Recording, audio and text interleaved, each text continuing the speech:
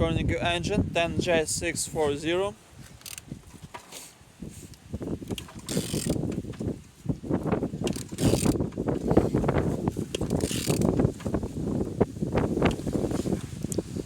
Turning good.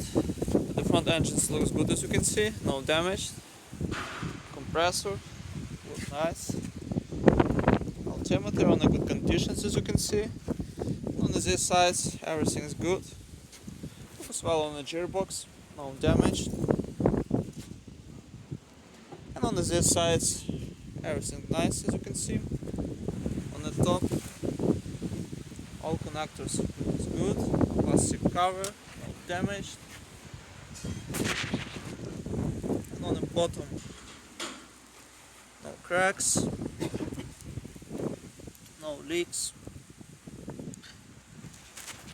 And turning your engine, then J640.